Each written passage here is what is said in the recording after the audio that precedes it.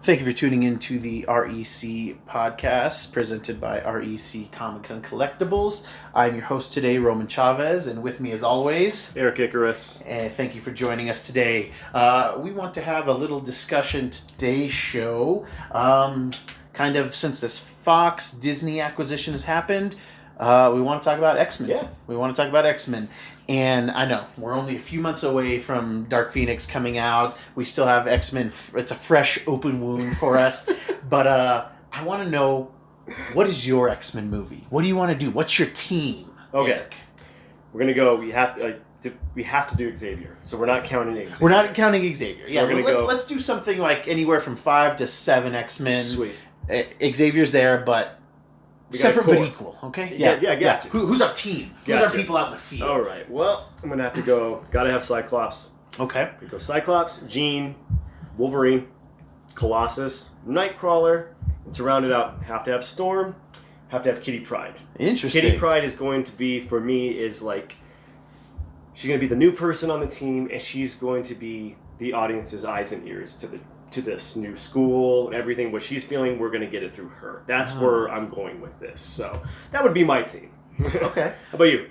Well, why that team though? Like, why Cyclops? Why Jean? Why these characters?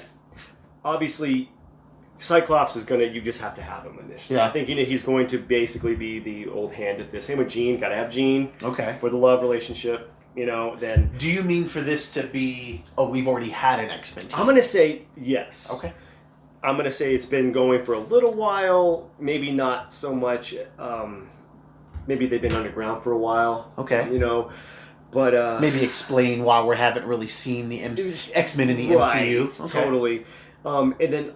the reason I would like to have Cyclops or Colossus, Nightcrawler, and Wolverine is I don't know if a lot of people know this, but in the Claremont years, there was this awesome bromance between the three of them. Yeah, and I think it could be brought to the silver screen pretty well. I'd love to see that. I would like to see it too, because I think as much as I love Hugh Jackman, who's Hugh Jackman's buddy? Right. Who's Wolverine's friend? Right. And that is a layer that I think that we are missing from the X-Men universe, is that Wolverine doesn't really connect with anybody, except for Rogue a little bit. But it's not really fleshed out. No. They don't do the classic, Wolverine takes me to Japan and I learn things from this sage old man, Yeah, fair enough. Right. You've got some interesting characters there. You like the bromance. Why Jean? Why, Oh, okay. Well, obviously Scott and Jean, I think I'd love to see that romance told well for once, honestly. Told really, really good well. Right. Because the way it's told in the comics, it's heartbreaking at times. Yeah. It's great. The highs are high, the lows are low. Yeah. I want the people out there to experience that through the movies. Okay. Storm is just a badass, and we have not had a badass Storm. Yeah. We need a badass Storm. You know what I mean? Yeah. In this day and age where we're light on. I like how you have 3 women on your team. Oh, yeah, on your X team. So in this time where we have women of color, and women of power, Storm is definitely that ambassador. She is the ambassador of all of that. She's a queen where she's from. She's a goddess where she's from. And I would like to see that too. And we get the tie into Black Panther with her. I think we can set that up. We can set it up. I would eventually like to see that that marriage come to fruition. For sure. I didn't even think about that. Yeah, I didn't even think about that. For me, I'm gonna geek out on you a little bit more. I think. I have a similar team, not exactly the same, and I struggled with some of it. I have Cyclops. For me, I need that tactician, the Boy Scout, kind of the leadership role. The teacher's pet. Yeah, I need that. You need that foil, man. I have Nightcrawler. I have Beast. I have Gambit. Cool. I have Rogue, Jean, and Wolverine. Okay. I kind of want... That's a pretty cool team, man. It's very reminiscent of the 90s, with the exception of Nightcrawler, and we're really just Nightcrawler. Yeah. That was the team that really, from the X-Men animated series, that team really resonated with me. I think that, with Cyclops, you have that tactician, and he's got, long distance, capabilities. Sure. Same thing with Gambit. Gambit's useful in close quarters and in some distance. Right. Now, granted, as far as he can throw, but that's still better than somebody like Wolverine who's not going to be able to get to you. Right. I really tackled with Jean or Psylocke because I like the idea of having a formidable fighter in Psylocke. Yeah. But ultimately, I went with Jean because I do want that love triangle. Because in my story here, I want Wolverine to be the new X-Men. Oh. Or even, I think I want Wolverine, Nightcrawler, and maybe Gambit to be the new members. Okay. Maybe Rogue's been at the school. Right. And we kind of introduce, that kind of love interest with Rogue and Gambit, and then the triangle with Cyclops and Wolverine. Like you said, early on when we did have that love triangle between Cyclops, Wolverine, and Jean Grey, it was less of a triangle and Wolverine, or more just Wolverine lusting after Jesse's girl. There you go, right? But I think that it is interesting. The story that I want to tell is kind of a hodgepodge, Modge Podge, however you say it, of Giant Size X-Men #1, and this story that was like later somewhat of a sequel to that called Second Genesis. Okay. And the idea is that Xavier, in Giant Size X-Men #1, oh god, 1975 or 76? Yeah, that's about it. 75. Yeah, 75. Xavier has put together this new team to go rescue the original team of X-Men. Oh, that's right. They went onto the island of Krakoa, this right. living mutant island, and when you're there, your powers are somewhat negated. Like the island plays with your powers. Oh, okay. And basically kind of negates them. And so the X-Men get taken, but it lets Cyclops go. So Cyclops is the only one who makes it out of there alive. And so Xavier's trying to put a team together to go get the other X-Men. And in Giant Size X-Men #1, that's when we have for the first appearance of these characters on the team is Wolverine, Banshee, Colossus, Warpath, Thunderbird, Storm, Sunfire. Oh yeah. And they go and they rescue the X-Men. Well, there's a story years later, and I'm talking 20, 30 years later, called Deadly Genesis. Because on the cover of Giant Size X-Men #1, there's literally a tagline that says Deadly Genesis on there. Oh. So this guy, Ed Brubaker, oh gosh, I think it's Ed Brubaker. I should have wrote notes. I think it's Ed Brubaker does this story, and he calls it Deadly Genesis. And the idea behind the story was when he puts that team, when Xavier puts that team together of Wolverine and Colossus and all that, that's not his first attempt at trying to save the original X-Men. That he sends another team and they all die. So this is like the third attempt. This is the second attempt to rescue the team, but the third team. And not only does Xavier fail at training these people, he kind of puts them through like a fake psychic training to where they feel like they've been training for months, but they just don't have the skills. And they all get murdered on this island. So I kind of want to set that. You're going dark. I kind of want that dark right seed of Xavier. I kind of want that. They keep forcing it in comics, like, oh, Xavier messes with people's minds, and like even Scott was a part of that team, and Xavier makes him forget that he had already went. So I would like to kind of set that up a little bit, just to kind of borrow a taste from DC, but show, use the MCU, show DC how to do a dark story. There you go. I don't know. I like that kind That's of cool, mix man. of characters, and I like the idea. Totally. I would also like to see them bring in, some villains we haven't really seen yet. Totally. And for me, Mr. Sinister. That's my villain. Yeah. And I think that we have a really good vehicle to have, in the comics, Mr. Sinister, he likes to collect DNA from other mutants to kind of make these mutates, these, kind of mutants that he's created. So that's a good way he's for like us. Sid from Toy Story. Oh my God, he is like Sid from Toy Story. Oh, sweet Lord. And Andy is Xavier. Yeah, just go, like bringing everybody collecting in, collecting all the toys and the mutants. You're safe here. Yeah. And I think that we could use Sinister, and it would be a good vehicle to show us other mutants that either he has and he's just like constantly extracting DNA from. So we get other characters, or even maybe Xavier and Magneto separately are trying to get at Sinister to free these mutants, and some go with Xavier, some go with Magneto. That's something cool. like that. Something like that. I think the story I'd like to tell is based off of God Loves, Man Kills. Ooh, classic. Chris Claremont, again, Yeah. I love the guy. Yeah. I think this would set up, or establish rather, that the X-Men aren't the Avengers. Like they are a hated group. They're not beloved like our Avengers, and it shows that there is prejudice, and that book is essentially all prejudice. It sets it up really good as far as like, okay, they don't. This is not Captain America. This is not Iron Man. These are essentially people that are creatures, rather, in their eyes, that are below them, or because they're terrified of them. Yeah. So, and I think this would be a good way to bring in the Sentinels, Ooh. legit, real, kind of old school looking Sentinels that, people are terrified of the mutants. Like the government needs to enact a plan to capture them or keep them under wraps or keep them contained. And why not bring in the Sentinels? I think this would be a good vehicle for that. I don't think we've gotten a fair shake of the Sentinels. No, in This Future Past, we saw them. Okay, right. But, I mean, I kind of want that Hulk mutant, lasers Totally. and all of that. That's terrifying. Oh, yeah. Like, if you watch Space Odyssey 2001, Hal's voice is terrifying because it's just monotone. Yeah. I want that monotone, soulless voice going after these mutants. Because you can reason with Magneto. Yeah. You can reason with Magneto. Absolutely. But you can't reason with a machine. Nope. Interesting. I could be into that too.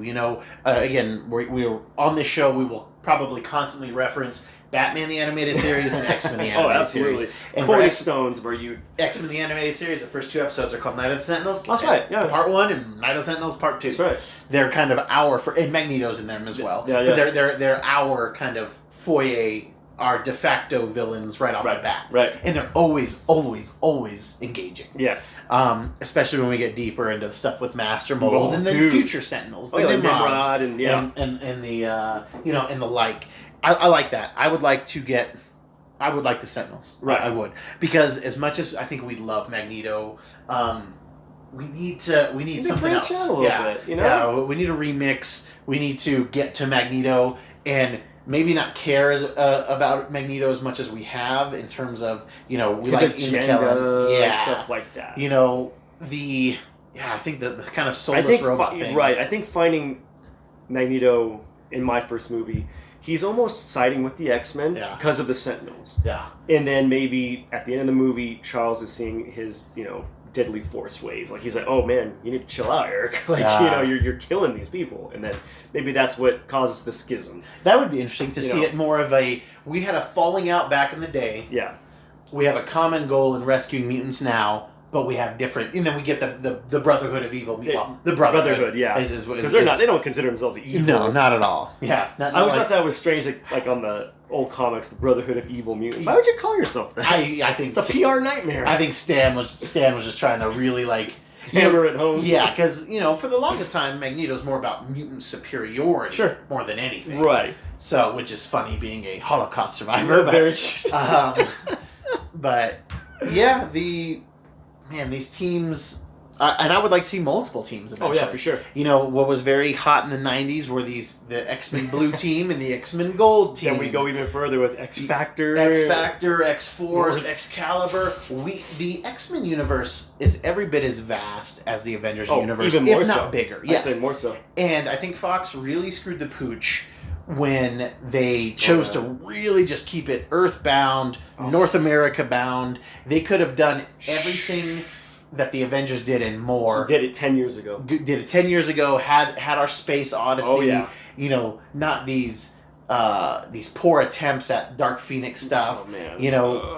We'll talk more about the Dark Phoenix and everything later, especially when we get closer to the new film.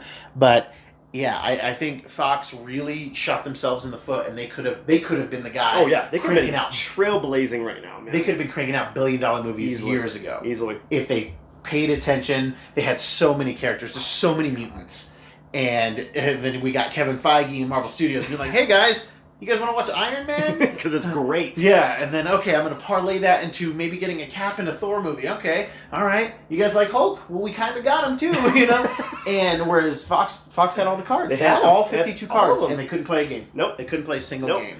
I mean, to be fair, First Class was pretty legit. Yeah.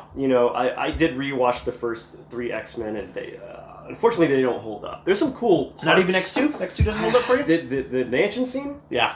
And that's it. Wolverine going berserk in the mansion. And maybe great. Magneto's escape. The amount of times that the Fox X-Men movies teased me with Colossus is just really upsetting.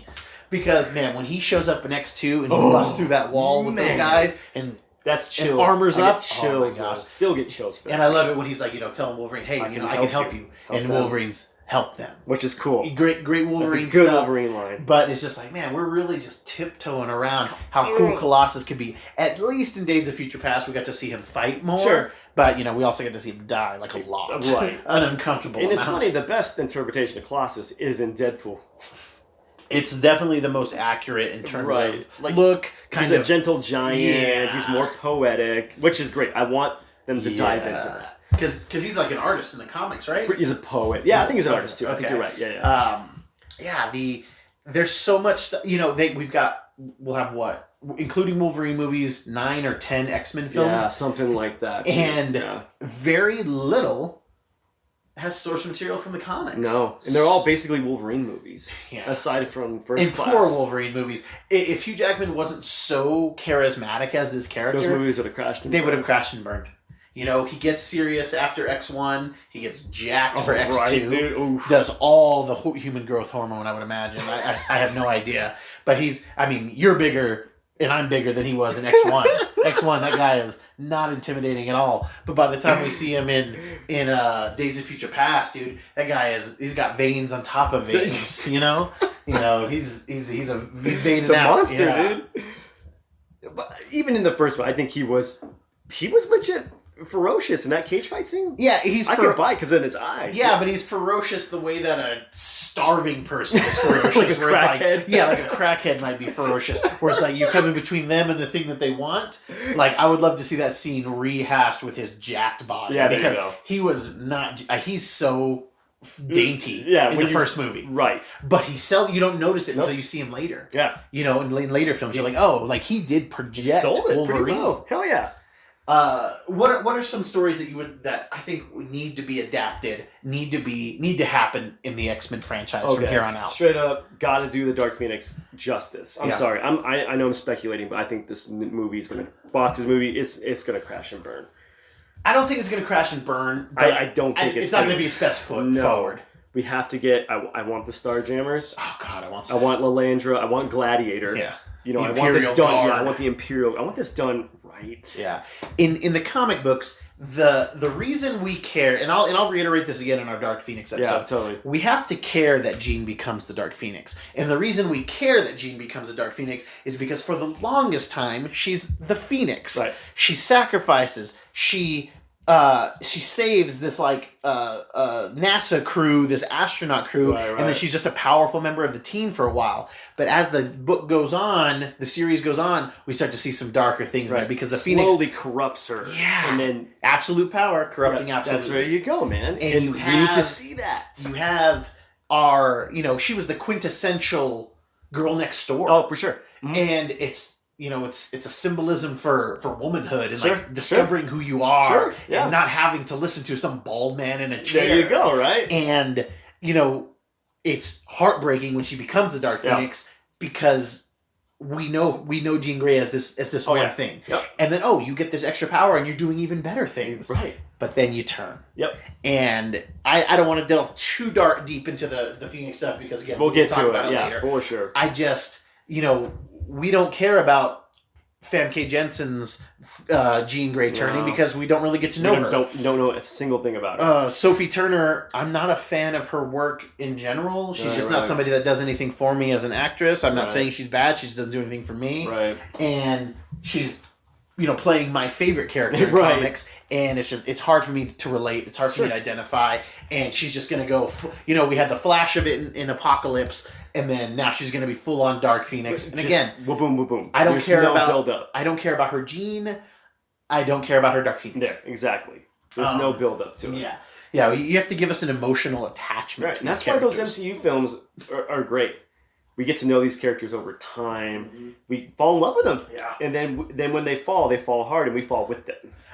Then we rise back up with them. amazing. Only met one group of people and a couple that didn't know that Bucky was the Winter Soldier. So oh, really? Yeah, so when the reveal That's happened cool. for them, That's so cool. it blew their mind. Yeah, that's awesome, dude. And I can't even imagine I can't tell you how jealous I am of that. Right. Now, when I read the comic book and cool. I didn't know, oh yeah, like that, I had that feeling. Sure. But to be somebody who doesn't read comics, to watch these movies, to just assume, oh, Bucky died on this train. Right. And then to have him come back What and the be... hell? And they hide it well in the movie if you don't know. If you don't know. If you don't don't know what know. you're looking for, then Yes. it's hid very well. You know, he's talking in Russian. He's doing Yep. all of these things. Oh, man. So I agree with you completely. Oh, yeah. I want to see a Phoenix Saga and a Dark Phoenix Saga. I want to see some Savage Land stuff. Interesting. I really do. Which we can do a la X-Men animated series. There you go. You know, we can have, maybe this is where Magneto's been. Right. And, okay, I'm into that. Maybe that's where his mutant sanctuary is. Yeah. It's cut off from man, where Xavier's trying to integrate with man. He's making his utopia. Yeah, in Savage Land. So I think that'd be kind of cool. And we get Kazar then. Default. Yeah, We can default into some Kazar. Yeah. I'd like to maybe do Joss's run on Astonishing. Oh my gosh. That would be just some heartstring pulling stuff going there, you know. So that would work well with your Colossus thing, with your team. Oh my god, yeah. And then also we could do the Legacy Virus. We can have Colossus. Yeah. Literally, we can do another 15 years of X-Men movies easily. without even batting Fatal Attractions. Boom. You know, Wolverine getting his all they did was tease us with it in the X-Men movies. Right. But when Magneto rips the adamantium from Wolverine's body, if Jean wasn't there, he'd be dead. Oh yeah, she's just holding his body together with her telekinesis. Exactly. It is. That was probably the biggest oh crap moment when I was reading comics. Right, for our generation. Yeah, when I was a little kid. That was it. I just could not believe that could happen, and it never dawned on me that could happen. Right. And I want to care. I want to care that Magneto does it. I want to care that it happens to Wolverine, and I want that moment. Well, for sure. Oh man, I want that moment. Yeah, it'd be. Oh man, that would be so cool. Like you said, Joss's Astonishing X-Men run, for my money, those 25 issues of Joss's Astonishing X-Men is my favorite 25 issues. Oh, yeah. You have to be a seasoned vet to understand everything that's going on in the story, but if you are, oh my gosh. It's pretty insane. It's touching. It's so cool. It's beautiful. It's got one of the only moments in comic books where I've actually teared up. Really? It was the kitty thing. Oh my gosh. I mean, we'll talk about it probably in a different episode, but yeah, we might have to do an episode just on I Joss's Astonishing X-Men. I remember when you gave it to me, and you're like, you have to read this. Yeah, I wasn't even reading comics at the time. Yeah. And legit. I was like, ooh man, that's ripping my heart. Oh yeah. Oh yeah. So for you casual fans out there, and there was a time in my life where I dismissed the casual fan, just the movie fan. But now these movies have become such a part of the pop culture fabric that the movie fans are every bit as passionate as the comic book fans. Absolutely. There was a point in my life where I was irritated by just the movie fans because this was this thing that was mine. Yours, yeah. That was mine. That you guys didn't think it was cool enough to read, but now that it's on the movies, you guys can digest it. Yeah. But you know what? Hey, however people enjoy the genre. Enjoy it. Yeah. Who am I to say you can't enjoy something? Sure. I think that's where we need to go. Those are some good ideas, and I think that the guys over at the MCU, excuse me, will look into that. Oh, big time. I think we're gonna have to talk about Fantastic Four. I'm not prepared to talk about it today. I want to do a little bit of a soul searching and research. Totally. I would like to talk more about that. We were gonna have a guest on today, our buddy Andy, but he unfortunately could not make it. Yeah, so I think that we'll have to have a part 2 at some point where we talk more. Apparently he had some good ideas. Yeah, I wasn't present he had for some that very interesting ideas. I don't want to give away his topics, but he's a X-Men fan, dyed in the wool, and I think he could really contribute to this conversation. With that today, I think that's our X-Men episode. Yeah. We'll get more in depth in this as soon as the dust starts to settle. Do a nice fan cast. I would love to. You got your X-Men team. I want you to cast. Who do you want? Who are these people? And once there starts being some actual news from the MCU, from Marvel Studios on what they want to do, we'll definitely have far more to talk about. Sure. That's been our show today. We hope that you liked it, and if you did, please hit the like button. Please. And subscribe. If you've got any comments, definitely leave them in. We'd love to hear from Talk you. to us. And Eric, what did you learn today? Man, I just learned that I'm turning more and more to a geek every time I come over here. In a good way. Yeah, in a good way. That's the plan. That's the plan. How about you? I learned that I think that my children might be taking their children to watch X-Men movies. Oh, you think it's going to be... I mean, we have right now we're at, 10 years of Marvel Studios. Dude, and, right. in another 10, 15 years, where are we going to be? That's true. Where are we going to be? That's very true. And that's not even think about that, dude. That's insane. We could be... This has been nothing but good for us in terms of the Disney MCU Fox deal. Yeah. And, and we haven't even barely got started. No. We haven't barely got started. Scratching the surface. So that's been our show. Thank you for listening. I have been Roman Chavez. Eric Icarus. And thank you.